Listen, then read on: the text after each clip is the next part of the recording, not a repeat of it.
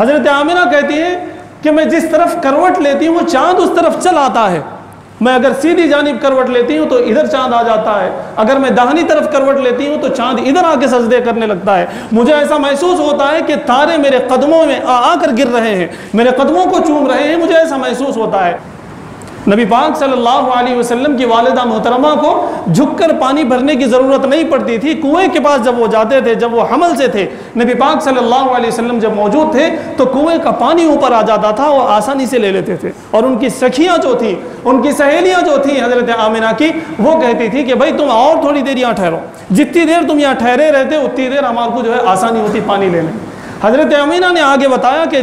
جس پتھر پر میں قدم رکھتی ہوں وہ پتھر گویا کہ موم ہو جاتا ہے، اتنا نرم ہو جاتا ہے کہ جس کی کوئی حد نہیں۔ رب اشرح لی صدری ویسر لی امری واحلل عقدۃ من لسانی یفقهوا قولی اللهم صل علی محمد وعلى آل محمد كما صليت على إبراهيم وعلى آل إبراهيم إنك حميد مجيد اللهم بارك على محمد وعلى آل محمد كما باركت على إبراهيم وعلى آل إبراهيم إنك حميد مجيد۔ میرے محترم بزرگوں اور نوجوان دوستوں، پچھلے جمعہ میں ہم لوگوں نے واقعہ فیل یعنی ابرہہ کا پورا واقعہ تفصیل کے ساتھ ذکر کیا تھا۔ جیسا کہ پچھلے جمعہ آپ حضرات سے عرض کیا گیا کہ اس جمعہ نبی پاک صلی اللہ علیہ وسلم کے والدین کے سلسلے میں ہوگا، مزید یہ کہ آپ صلی اللہ علیہ وسلم کے دنیا میں تشریف لانے سے پہلے کیسے کیسے برکات اور انوارات ظاہر ہوئے ہیں، انشاءاللہ ان چیزوں کو بھی ذکر کرنے کی کوشش کی جائے گی۔ جیسا کہ آپ جانتے ہیں نبی پاک صلی اللہ علیہ وسلم کے والد بزرگوار کا نام عبداللہ تھا اور آپ کی والدہ محترمہ کا نام آمنہ تھا۔ آپ کو یاد ہوگا میں نے آپ حضرات سے بات کہی تھی کہ جب حضرت عبد المطلب نے زمزم کا کنواں کھودنا شروع کیا تو اس وقت عرب کے لوگوں میں اور حضرت عبد المطلب میں کچھ باتیں ہوئی، کچھ بات چلی کہ ہم بھی کنواں کھودنے میں حصے دار بننا چاہتے ہیں، یہ عربوں نے کہا، لیکن حضرت عبد المطلب نے نہیں مانا۔ بہرحال اللہ کا بھی فیصلہ یہی تھا، یہی ہوا۔ اس وقت یا اس سے پہلے حضرت عبد المطلب نے یہ ارادہ کیا تھا، یہ منت مانی تھی، یہ نظر مانی تھی کہ اگر مجھے اللہ رب العزت 10 بیٹے عطا کریں گے اور وہ سب کے سب بڑے ہو جائیں گے، طاقتور ہو جائیں گے، میرا ساتھ دینے والے ہو جائیں گے، تو میں ان میں سے ایک کو ذبح کروں گا، اللہ کے لیے قربان کر دوں گا۔ یہ انہوں نے نظر مانی تھی، یہ انہوں نے منت مانی تھی۔ تو جب زمزم کا کنواں کھودا گیا تو اس وقت انہوں نے دیکھا کہ ان کے 10 بیٹے بھی ہوئے اور 10 کے 10 ان کو زمزم کا کنواں کھودنے میں ساتھ دیا۔ پتہ چلا کہ حضرت عبد المطلب کے 10 بیٹے بھی ہوئے اور وہ سب کے سب طاقتور ہوئے اور سب کے سب نوجوان ہوئے، تو ان کی نظر پوری ہو گئی، انہوں نے جو منت مانی تھی وہ پوری ہو گئی کہ ان کے 10 بیٹے بھی ہوئے اور سب کے سب ان کے لیے گویا کہ مددگار بھی ہو گئے۔ تو حضرت عبد المطلب نے یہ چاہا کہ اب 10 میں سے کسی ایک کو قربان کر دیں، اس لیے وہ اپنے ایک عالم کے پاس گئے، اس وقت کے جو عالم تھے، اور وہ کعبۃ اللہ کے اندر گئے۔ اس وقت ایک کام جو ہوتا تھا، چٹس جو آج کل لیے جاتے ویسا جو ہے تیر ڈالے جاتے تھے، تیروں پہ نام لکھے جاتے اور ان میں سے ایک تیر اٹھایا جاتا، جس کا نام اس تیر میں آتا اس کے ساتھ وہ معاملہ ہوتا۔ تو جب 10 بیٹوں کے نام حضرت عبد المطلب نے لکھوا کر جب کاہن کو دیا اور ان عالم کو دیا، اس کے بعد انہوں نے جب تیروں میں سے ایک تیر کو نکالا، قرعہ جب نکالا، تو حضرت عبد المطلب کے اس بیٹے کا نام آیا جو سب سے ہونہار تھے، جو سب سے چھوٹے بھی تھے، حضرت عبداللہ کا نام اس کے اندر آ گیا۔ جب نام آیا تو میں آپ کو حضرت عبداللہ کے بارے میں بتا دوں کہ ان کی شرافت اس زمانے میں بھی، جو کہ گیا گزرا زمانہ تھا، لیکن اس کے باوجود ان کی شرافت جو تھی، اس شرافت کے لوگ جو ہے ماننے پر مجبور تھے۔ حضرت عبداللہ کی نگاہیں ہمیشہ نیچی ہوتی،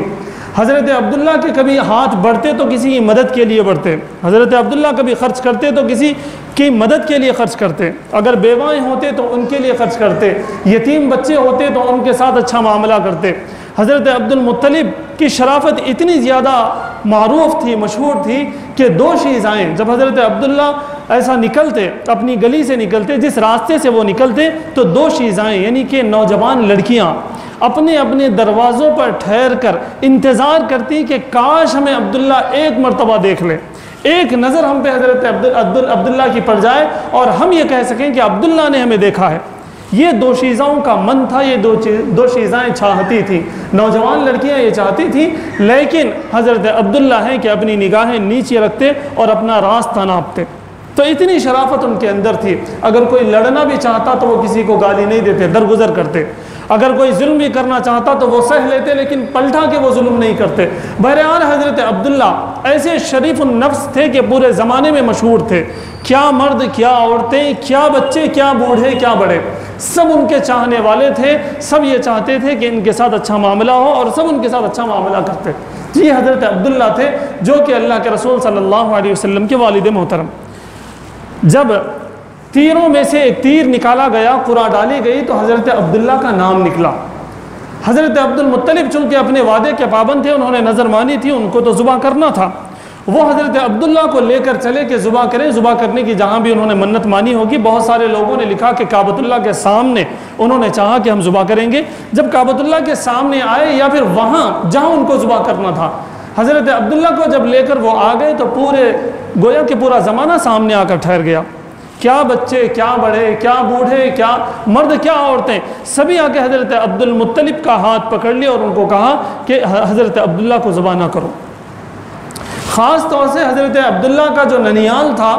ان لوگوں نے بھی بہت زبردستی کی کہ ان کو ذبح کرنے کی ضرورت نہیں ہے۔ حضرت عبد المطلب نے کہا کہ میری یہ منت ہے، مجھے تو ذبح کرنا ہوگا۔ اسی وقت ایک رائے ان کے پاس یہ آئی کہ بھائی آپ اپنے عالم سے یہ پوچھ لیں، آپ کے جاننے والوں سے، کتاب کو جاننے والوں سے یہ پوچھ لیں کہ اب کوئی صورت ہے کیا، کوئی شکل ہے کیا جس سے عبداللہ بچ سکیں۔ تو ایک عالمہ کا نام آتا ہے، میں نام بھول رہا ہوں، اس کے پاس گئے جو کہ علم جانتی تھی، کتابوں کا علم جانتی تھی، اس وقت جو آسمانی کتابیں تھے توریت زبور انجیل ان کا وہ علم جانتی تھی۔ اس کے پاس گئے، جا کے پوچھے کہ بھئی معاملہ ایسا کا ایسا ہے، میری منت ہے اور قرآن کے اندر حضرت عبداللہ کا نام نکلا ہے اور میں اسے ذبح کرنا چاہتا ہوں، لیکن پورا زمانہ ہے، پوری دنیا ہے کہ ذبح کرنے نہیں دیتی، کوئی اور شکل ہے کیا آپ بتائیں۔ تو انہوں نے یہ بتایا کہ ایک شکل ہے کہ پھر ایک مرتبہ آپ کیا کریں کہ 10 اونٹوں کے نام سے ایک تیر ڈالیں اور حضرت عبداللہ کی ایک تیر ڈالیں، قرآن دازی ٹپ آپ کیا کریں، 10 اونٹ اور عبداللہ، جب تک عبداللہ کا نام نہ نکلے تب تک آپ ڈالتے رہیں، قرآن دازی کرتے رہیں، ٹپ ڈالتے رہیں۔ تو حضرت عبد المطلب گئے، جا کے جو ہے سٹارٹ کریں، ایک پہ نام لکھے، ایک گویا کہ آپ کو میں سمجھ میں آنے کے لیے بتاؤں کہ ایک چٹ پہ نام لکھے حضرت عبداللہ کا اور ایک پہ لکھے 10 اونٹ۔ جب نکالا گیا عبداللہ کا نام آیا، 10 اونٹ ہو گئے، پھر 10 اونٹ انکلوڈ کر دیے، 20 ہو گئے، پھر عبداللہ کا ہی نام آیا، تیسری مرتبہ عبداللہ کا نام آیا، چوتھی مرتبہ عبداللہ کا نام آیا، 5ویں مرتبہ عبداللہ کا نام آیا، یہاں تک کہ اونٹوں کی تعداد 100 ہو گئی۔ 10ویں مرتبہ اونٹ کا نام آیا،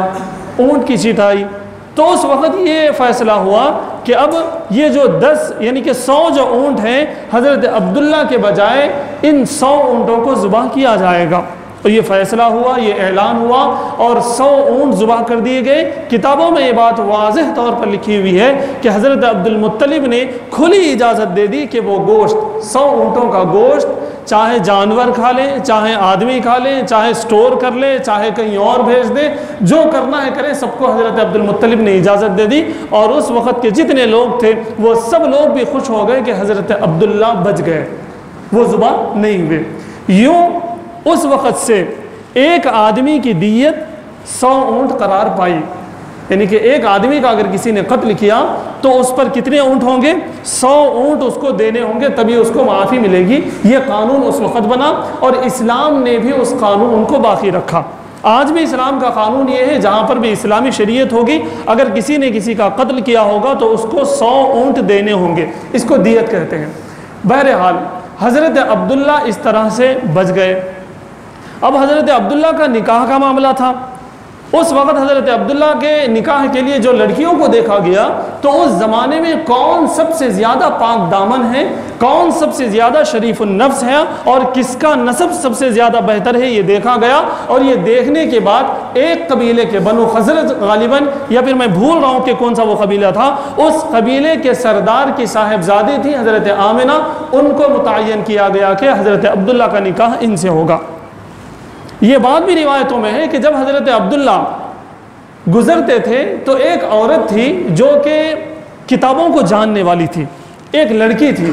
جو کہ آسمانی کتابوں کو جاننے والی تھی۔ وہ حضرت عبداللہ کو آتے جاتے یہ گزارش کرتی تھی کہ آپ مجھ سے نکاح کریں،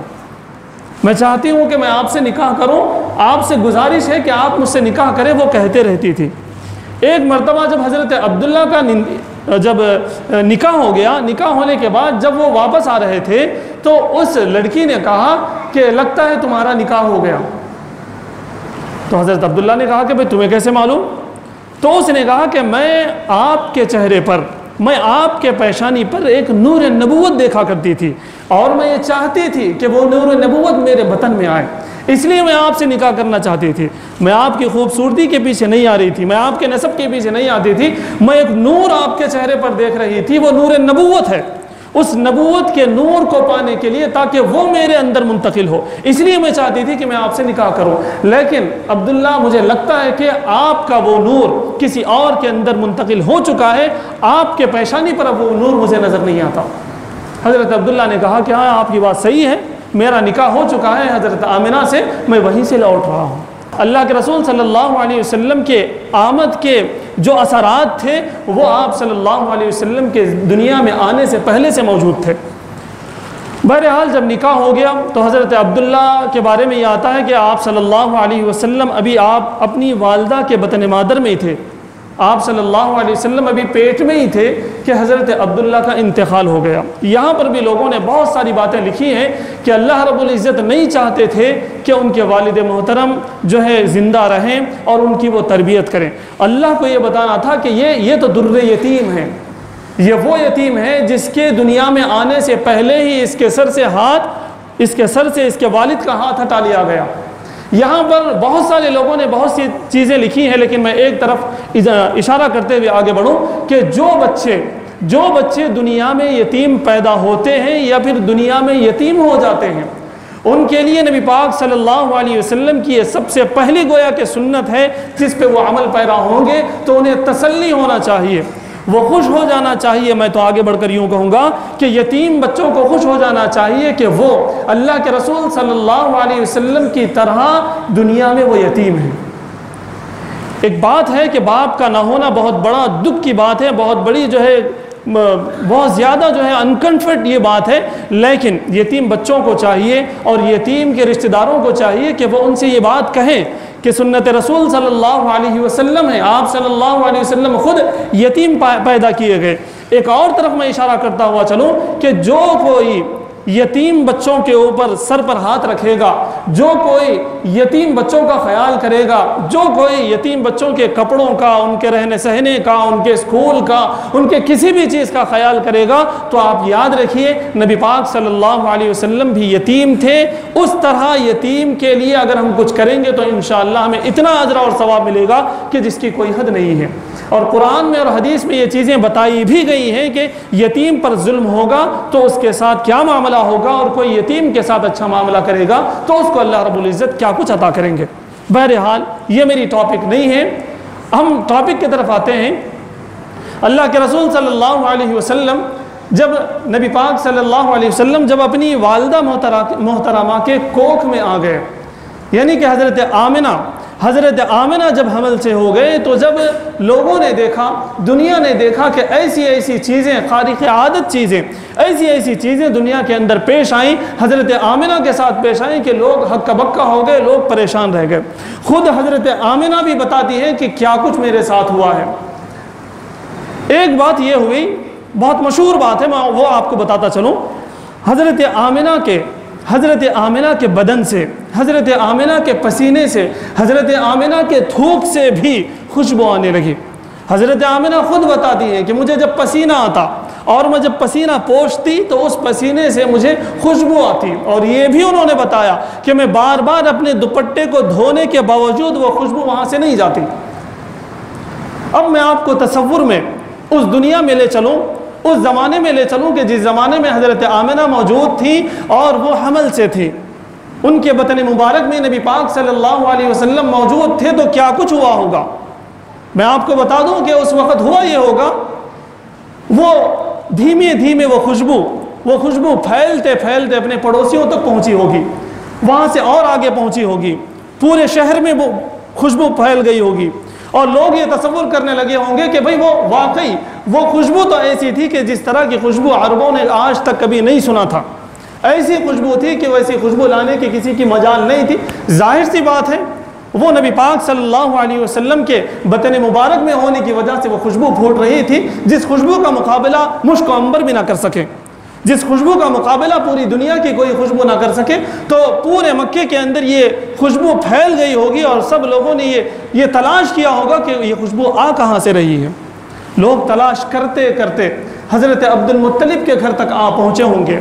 بلکہ میں آپ کو آگے بڑھ کر یہ بتاؤں کہ جو عورتیں ہوں گی، وہ عورتیں چونکہ بہت زیادہ جستجو میں رہتی ہیں، وہ عورتیں بھی ڈھونڈتے ڈھونڈتے حضرت عبد المطلب کی اہلیہ محترمہ کا نام تھا فاطمہ کے پاس آئی ہوں گی، اور ان سے کہا ہوگا۔ بلکہ میں آپ کو یہ بھی بتا دوں، اس زمانے میں بھی یہ معمول تھا کہ اگر کوئی بیوہ عورت ہوتی تو وہ خوشبو کا استعمال نہیں کرتی، وہ سجتی سنورتی نہیں تھی، تو اس زمانے میں لوگوں نے الزام لگائے ہوں گے۔ حضرت فاطمہ جو حضرت عبد المطلب کی اہلیہ تھی، ان سے بھی عورتوں نے کہا ہوگا، اور حضرت عبد المطلب سے بھی کہا ہوگا کہ تمہارے گھر سے اتنی خوشبو کہاں سے آتی ہے۔ عورتوں نے کہا ہوگا کہ پانی بھرنے کے لیے جب تمہاری بہو آتی ہے تو اس کے پاس سے ہمیں خوشبو آتی ہے، یہ کہاں جاتی ہے، یا اس کے پاس کون آتے ہیں، اس کے شوہر تو موجود نہیں ہے لیکن اس کے پاس سے اتنی اچھی خوشبو کہاں سے آتی ہے۔ حضرت عبد المطلب کے پاس بھی لوگ آ گئے ہوں گے، اور لوگوں نے پوچھا ہوگا کہ یہ کیا ہو رہا ہے، تم تو سردار ہو، تم تو شریف ہو، لیکن تمہاری بہو کے جسم سے، تمہاری بہو کے کپڑوں سے یہ کیسی خوشبو آنے لگتی ہے۔ حضرت عبد المطلب نے اپنی اہلیہ کو بلا کر پوچھا کہ بھئی یہ کیا معاملہ ہے، لوگ آ کے پوچھتے ہیں کہ بھئی تمہاری بہو کے پاس سے خوشبو آتی ہے۔ حضرت فاطمہ نے کہا کہ آپ کو اب پوچھ رہے لوگ، مجھے بہت پہلے سے عورتیں آتی ہیں اور تنگ کرتی ہیں کہ بھئی یہ کون سی خوشبو ہے، کہاں سے یہ خوشبو آ رہی ہے۔ میں نے ان عورتوں کو جو جواب دیا ہے میں آپ کو بھی وہی جواب دوں گی۔ میں نے ان عورتوں کو حضرت آمنہ کی طرف اشارہ کر کے بتایا کہ اس کے پاس سے یہ خوشبو آتی ہے، ہمارے پاس کوئی خوشبو کی شیشی موجود نہیں ہے، ہمارے پاس کوئی ایسا کیمیکل موجود نہیں ہے جس سے خوشبو آئے، لیکن ہم بھی پریشان ہیں کہ اس کے اندر سے خوشبو آتی ہے۔ حضرت فاطمہ نے یہ کہہ دیا کہ میں آپ کو کیا بتاؤں، یہ جس دیوار سے اپنا ہاتھ لگا دیتی ہے اس دیوار کے اس حصے سے بھی خوشبو آتی ہے، اور گھنٹوں وہ خوشبو ویسی رہتی ہے۔ یہ حضرت آمنہ کے کوکھ میں نبی پاک صلی اللہ علیہ وسلم کے موجود ہونے کے جبکہ یہ واقعات ہیں۔ حضرت آمنہ کو بلایا گیا، حضرت آمنہ سے پوچھا گیا کہ بھئی لوگ اس طرح کی شکایت کر رہے ہیں، کیا ماجرا ہے۔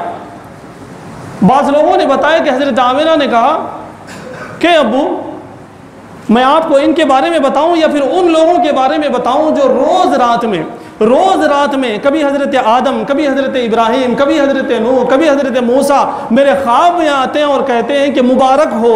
ہو۔ میں آپ کو اس خوشبو کے بارے میں بتاؤں یا پھر ان خوابوں کے بارے میں بتاؤں۔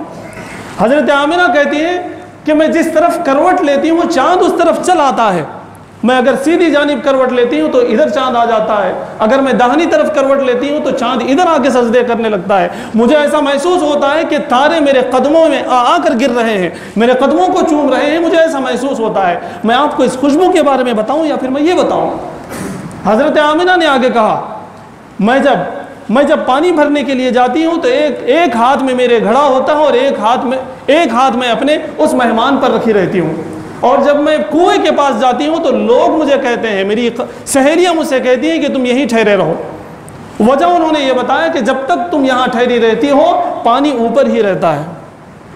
نبی پاک صلی اللہ علیہ وسلم کی والدہ محترمہ کو جھک کر پانی بھرنے کی ضرورت نہیں پڑتی تھی. کنویں کے پاس جب وہ جاتے تھے، جب وہ حمل سے تھے، نبی پاک صلی اللہ علیہ وسلم جب موجود تھے تو کنویں کا پانی اوپر آ جاتا تھا، وہ آسانی سے لے لیتے تھے. اور ان کی سکھیاں جو تھیں، ان کی سہیلیاں جو تھیں حضرت آمنہ کی، وہ کہتی تھی کہ بھائی تم اور تھوڑی دیر یہاں ٹھہرو، جتنی دیر تم یہاں ٹھہرے رہتے اتنی دیر ہمارے کو جو ہے آسانی ہوتی پانی لینے. حضرت آمنہ نے آگے بتایا کہ جس پتھر پر میں قدم رکھتی ہوں وہ پتھر گویا کہ موم ہو جاتا ہے، اتنا نرم ہو جاتا ہے کہ جس کی کوئی حد نہیں. ابو میں یہ بتاؤں یا یہ بتاؤں؟ یہ تمام چیزیں جو تھی وہ نبی پاک صلی اللہ علیہ وسلم کے دنیا میں تشریف لانے سے پہلے کی تھی. آپ صلی اللہ علیہ وسلم کی والدہ محترمہ کو بھی کئی خواب بتائے گئے، خوابوں میں بہت کچھ بتایا گیا. یہ یقین ہو گیا حضرت آمنہ کو کہ میری کوکھ میں جو بچہ ہے وہ معمولی بچہ نہیں ہے، اس کی ایک تاریخ ہوگی، اس کا ایک مقام ہوگا، اس کا ایک مذہب ہوگا، اس کی ایک اونچی شان ہوگی. اس کا اندازہ حضرت آمنہ نے لگا لیا تھا. اور حضرت عبد المطلب کو بھی اس بات سے آگاہ کر دیا گیا تھا کہ تمہاری نسل میں جو بچہ آنے والا ہے اس کی ایک بہت بڑی شان ہے. اور ان کو یہ بھی بتا دیا گیا تھا کہ ان کا نام احمد اور محمد رکھیں. حضرت آمنہ کو بھی بتا دیا گیا اور حضرت عبد المطلب کو بھی بتایا گیا.